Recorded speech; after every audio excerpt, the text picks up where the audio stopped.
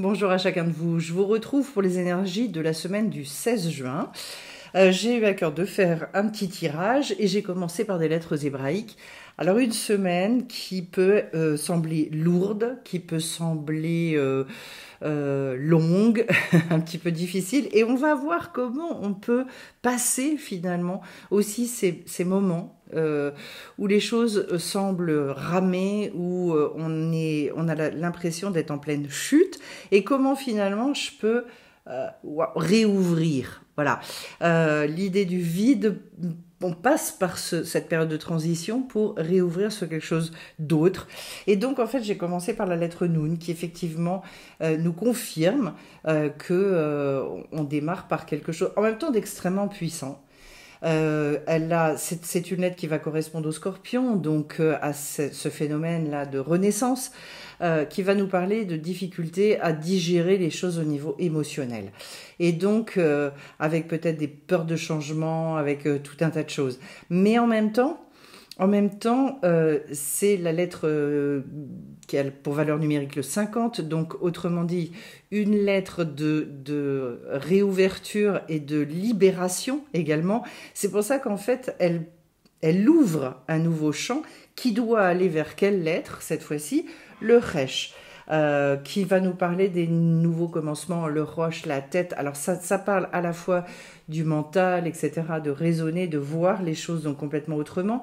Également, donc voilà, le fait de voir, mais également Radasha, la nouveauté. Comment est-ce que finalement je peux réouvrir sur quelque chose qui, au lieu de m'enfermer, va véritablement me permettre de retrouver une autre respiration. Et pour ça, donc, j'ai le tirage de la roue médecine. Et je commence pour rentrer justement dans cette roue par la carte du soleil, qui nous montre bien qu'en fait, c'est l'effort d'aller regarder aux petits points positifs, même si ça vous paraît ténu, même si ça vous paraît, j'allais dire, insignifiant.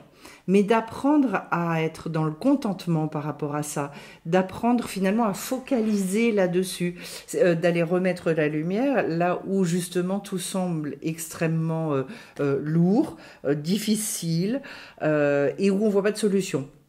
Voilà, donc c'est l'état d'esprit dans lequel on va devoir rentrer dans cette roue pour pouvoir... parce qu'on va finir la roue avec le guerrier lumineux, on peut d'ores et déjà le dire, et donc pour pouvoir retrouver finalement son peps, retrouver sa joie de vivre, son élan, etc. Alors on va voir par quoi ça passe.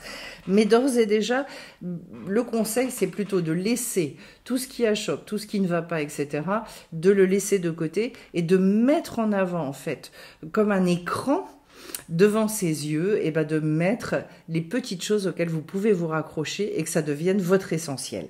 Au niveau de la matière, direction sud, j'ai la roue médecine qui nous montre justement qu'il y a un besoin de guérison, il y a des choses qu'on ne peut plus différer. Donc ça peut concerner des choses que vous voulez voir évoluer dans votre vie, que ce soit en termes de comportement, en termes de situation spécifique, de réaction, et de vous dire non, j'en ai marre, je ne veux plus vivre avec ces choses-là. La roue médecine, c'est une roue de guérison. Hein, exactement comme on le voit au niveau du tirage. Ça m'arrive d'ailleurs d'en faire en stage, en réel, voilà, en se déplaçant, pour pouvoir constater finalement, au bout du compte, quand on travaille sur chaque direction, à quel point vient ce moment de soulagement. C'est-à-dire qu'au travers du travail fait dans chaque direction, eh bien, on réussit à passer par-dessus et on obtient justement cette fameuse guérison. Roue médecine, ça c'est la direction sud, c'est-à-dire le côté très concret et matériel de notre vie. Donc il y a une actualité qui est manifeste. Et puis avant de passer au côté émotionnel, j'ai la notion de cercle. Autrement dit, justement, cette notion de continuum, vous savez, le cercle qui finalement n'a pas de début, n'a pas de fin, etc. Donc de se dire, après la descente, revient la montée, etc.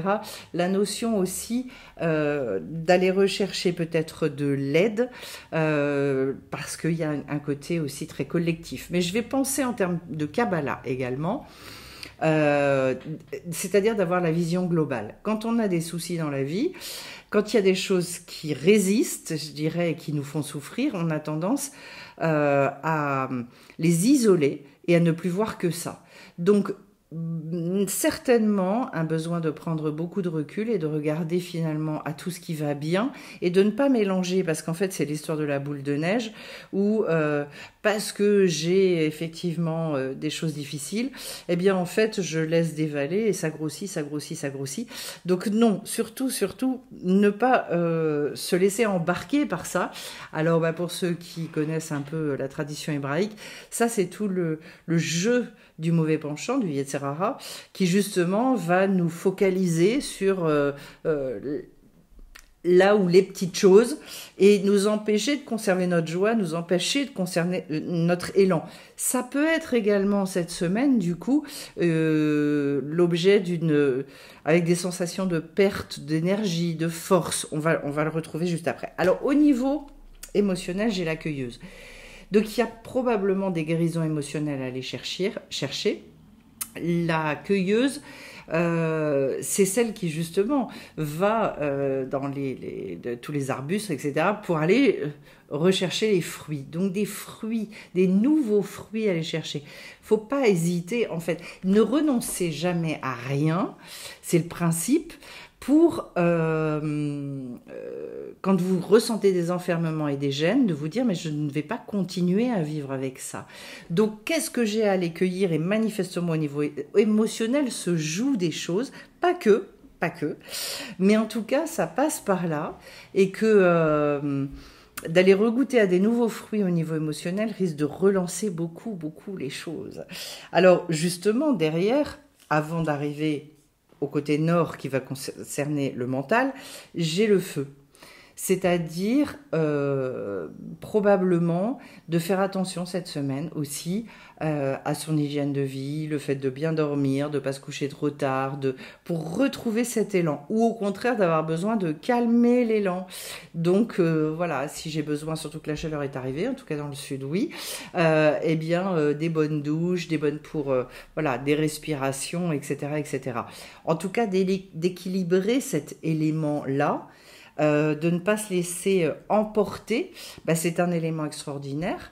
Il faut ce feu, cette vitalité, et en même temps, selon votre tempérament, selon là où vous en êtes, attention à ne pas aller soit trop loin, soit, si vous sentez que c'est un peu pauvre, de vous renourrir de cette chose-là. Donc de vous faire du bien et de prendre des temps pour vous aussi, dans cette recherche-là, de ressourcement. Le moral étant extrêmement lié quand même aussi au côté physique, au côté, je dirais, oui, de se sentir en forme, de se sentir bien reposé, etc. Au niveau du mental, je vais avoir la carte du voyage. La carte du voyage, alors pour moi, va représenter ici un besoin de s'ouvrir à un référentiel, à une manière de raisonner qui va être complètement différente. C'est très lié à tout ce qu'on va pouvoir faire en travail, soit de méditation, soit ce qu'on appelle l'îlot des doutes, mais qui fait aussi partie de la méditation, c'est-à-dire en fait tout le lien que je peux avoir quand je discute avec, vous l'appelez comme vous voulez, avec le divin, avec etc. C'est-à-dire avec moi-même, c'est-à-dire avec ma neshama, avec mon âme, c'est-à-dire dans cette authenticité extraordinaire de pouvoir prendre un temps pour soi, discuter. En règle générale, en fait, ça ouvre d'un seul coup sur une vision. Quand on arrive vraiment à être très honnête, très sincère et à dire vraiment tout ce qu'on a sur le cœur, alors attention, pas dans le sens de déverser, je dirais, en pensant que ça part n'importe où et que vous n'êtes pas écouté. Non, en sachant que vous êtes écouté et en essayant d'écouter des réponses. C'est-à-dire, c'est ça qu'on appelle d'ailleurs la teshuva en hébreu. La teshuva, c'est à la fois revenir, mais c'est également la réponse. C'est-à-dire que si je vais vers moi, eh bien, en fait, les réponses, elles vont être là. Je vais finir par les trouver, elles vont m'être envoyées. Et donc, je crois que c'est une bonne semaine pour justement, à la fois vider tout ce qu'on a à vider et en même temps écouter de nouvelles réponses pour pouvoir se repositionner, re-regarder, re-réfléchir complètement différemment à certaines situations. Ensuite, pour passer du mental au spirituel, j'ai la carte de la chouette, ce qui nous montre bien qu'il y a une histoire de vision et d'être capable de regarder dans l'obscurité. Qu'est-ce que ça veut dire regarder dans l'obscurité? Ça veut dire qu'en fait, il y a deux manières de percevoir les choses. Soit effectivement, je me dis la nuit, c'est la nuit et il n'y a vraiment rien de bien. En fait, quelle est la différence entre la nuit et le jour? C'est une question de perception. Si je rentre dans une pièce qui est complètement noire, je vais voir tout gris. Si je mets de la lumière, d'un seul coup, toutes les couleurs, elles apparaissent. Est-ce que la pièce en elle-même, elle a changé? Est-ce que d'un seul coup, j'ai changé mes coussins, mon canapé et je sais pas quoi? Non. La seule chose, c'est que j'ai mis de la lumière dedans. Et donc, cette vision-là, cette vision nocturne, c'est tout ce qu'on doit petit à petit développer dans notre vie pour finalement se dire, même si effectivement il y a un voile, il y a des espèces de chape en ce moment, mais il n'empêche que les couleurs, même si je ne les perçois pas, elles sont encore là. Le goût de la vie est toujours là. Voilà. Donc de retrouver cette notion-là, ça... C'est excellent d'ailleurs de faire ce travail parce que petit à petit, que ce soit la nuit ou le jour, on va garder une perception qui est une perception beaucoup plus subtile, beaucoup plus juste de nos vies, qui fait qu'on va avoir beaucoup moins de hauts et de bas extrêmement grands et que petit à petit, on arrive à apaiser tout ça. Voilà. Alors au niveau spirituel, j'en arrive où? À l'arbre de vie. Donc bon, c'est magnifique puisque l'arbre de vie, c'est précisément, vous le savez pour ceux qui suivent la chaîne aussi, puisque je fais des tirages de l'arbre des séphirotes, c'est-à-dire il va faire appel dans l'inconscient collectif également à ce qui se passe dans la Genèse, c'est-à-dire l'arbre de vie et l'arbre de la connaissance. Donc reconnecter à l'arbre de vie, ça veut dire quoi? Ça veut dire, mais il faudrait que je vous fasse carrément une vidéo sur la différence entre les deux. C'est une bonne idée d'ailleurs. Eh bien, en fait, que je vais d'abord me diriger vers ce qui m'amène à la vie, à la vitalité, ce qui me donne la niaque, ce qui fait que j'ai envie d'avancer, ce qui me sort éventuellement de cette vision sombre, de cette désespérance, de cet immobilisme parfois. Et donc, waouh, d'être capable de réouvrir complètement et d'aller me renourrir à des énergies primordiales qui me sont données d'ailleurs. Et j'en profite pour le dire, si vous êtes en déficit de force, eh bien, demandez à ce qu'on vous donne la force de... Voilà. Et des fois, c'est une toute petite, je dirais, c'est très ténu. On peut demander des toutes petites choses et puis d'un seul coup, en fait, il va y avoir un retournement dans notre journée qui va être incroyable. Une chose est certaine, c'est qu'en ce moment, il y a un besoin de se renforcer beaucoup là-dedans. Et ça ne date pas que de cette semaine, j'ai plusieurs personnes qui m'en ont parlé, d'une tentation en fait régulière du Yetzirah, donc du mauvais côté, qui revient et qui fait des propositions à plusieurs reprises et d'une nécessité de tout le temps reprendre le dessus. Ne vous étonnez pas, en ce moment, oui, il y a des énergies comme ça. Et puis alors au milieu, eh bien j'en arrive au guerrier lumineux. C'est quoi être un guerrier? C'est celui qui justement ne va pas se laisser à la désespérance. C'est celui qui va se dire, ok, je sais que c'est une proposition, mais moi, je vais rester un vrai combattant. D'ailleurs, on va en parler dans la formation qui démarre ce soir. Voilà, sur tout va bien. C'est quoi en fait tout va bien? C'est justement d'arriver à être un guerrier lumineux. Et c'est quoi la différence entre celui qui sombre dans la tristesse et qui finit dans l'obscurité et le guerrier lumineux? Est-ce que c'est celui qui va avoir une vie toute rose et l'autre qui va avoir une vie difficile? Non, ça n'a rien à voir avec ça. C'est une manière d'appréhender, c'est une manière de voir les choses. Alors ça concerne tout, ça concerne soi-même. Est-ce que moi, j'arrive à me voir dans cette lumière-là? Est-ce que moi, je me kiffe? Voilà. Mais ça concerne aussi les autres, c'est-à-dire est-ce que je kiffe mon entourage? Est-ce que je kiffe ma vie, mon travail, mes journées, etc., etc. Donc voilà, encore une fois, une semaine qui n'est pas forcément facile, mais une semaine qui est l'occasion d'aller chercher un renforcement absolument incroyable et finalement de se découvrir complètement autre. C'est quoi d'ailleurs ce renouvellement? Le renouvellement, pour l'essentiel, son but, c'est d'accéder à notre identité profonde et de se voir complètement différent de ce qu'on croyait être. Donc là où je croyais être une pauvre petite chose ou une victime ou etc., et bien d'un seul coup je vais m'apercevoir que non, je peux sortir de ce carcan-là et qu'en fait j'ai une force phénoménale en moi et que du coup je vais pouvoir aussi me faire confiance dans la vie et que quoi que la vie me propose, eh bien de toute façon je vais pouvoir rester debout, je vais pouvoir garder mon calme, ma sérénité, je vais pouvoir accéder à la joie si jamais j'ai du mal avec la joie. Voilà, c'est ça le guerrier lumineux. Et donc, je vais tirer 3 petites cartes. Et bien, je retrouve la carte du voyage, donc, dans l'oracle origine. Ensuite, je vais prendre 3, la carte de l'amour. Et puis, j'en voudrais une petite dernière. Et puis, la grâce. C'est très, très joli. Donc, la carte de l'amour, d'abord. Du voyage, pardon.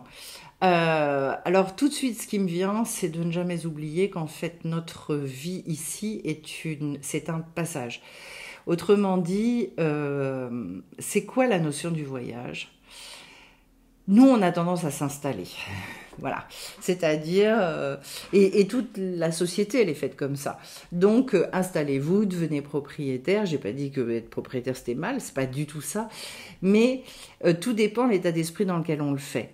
Est-ce que je sais que voilà, c'est un moment, mais c'est à l'échelle du voyage, du grand voyage que fait Maneshama, mon âme, eh bien c'est un tout petit moment en fait, cette incarnation, et que donc je dois rester dans un état d'esprit qui est un état d'esprit d'aventure, et en sachant qu'un jour ça va finir cette aventure-là, donc d'en profiter au maximum.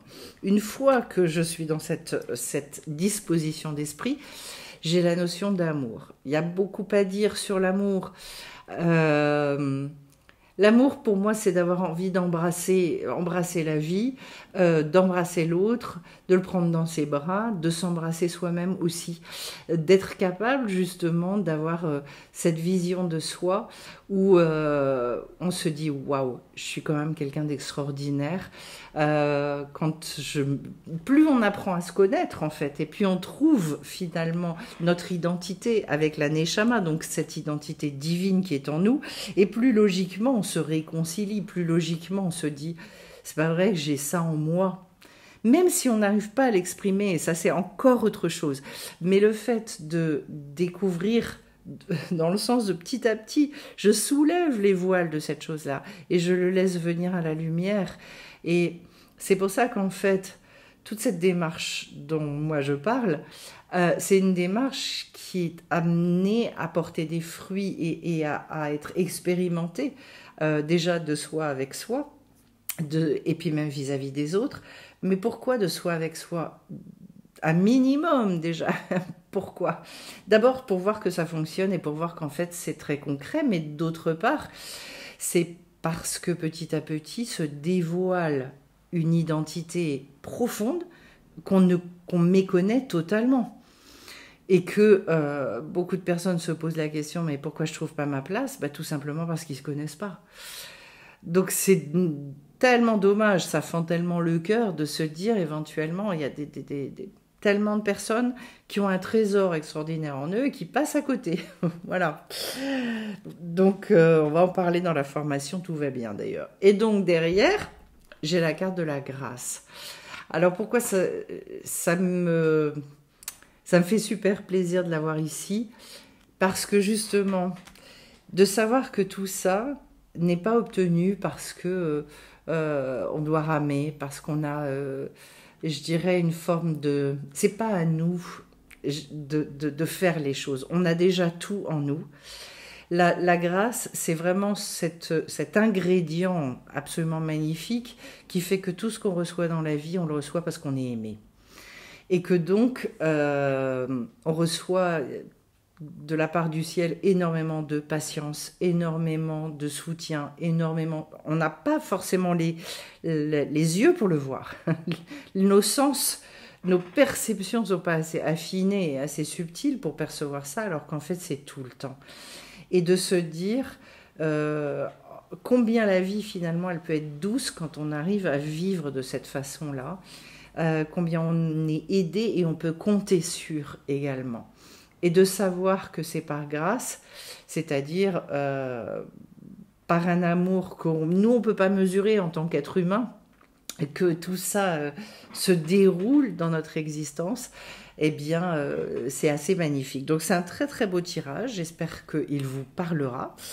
Je précise d'ailleurs, j'ai pas regardé les dates comme d'habitude, ça c'est voilà, mais que je vais bientôt reprendre les lives également pour que vous puissiez poser toutes les questions que vous avez envie de poser. Si vous avez envie que j'aborde certains thèmes, ben, n'hésitez pas à me le mettre en commentaire dans cette démarche-là, que ce soit au niveau des difficultés relationnelles, que ce soit sur plein de sujets. Et puis, ceux qui souhaitent peuvent nous rejoindre aussi sur les cours de Kabbalah, donc du dimanche à 18h30. Parce que voilà, ça ouvre aussi sur un monde extraordinairement vaste, magnifique, libérateur. Et puis autrement, eh bien écoutez, je vous retrouve bien vite. Je crois que je vais faire une vidéo sur donc l'arbre de vie.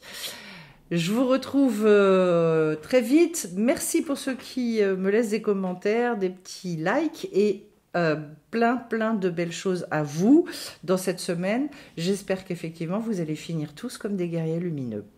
À bientôt.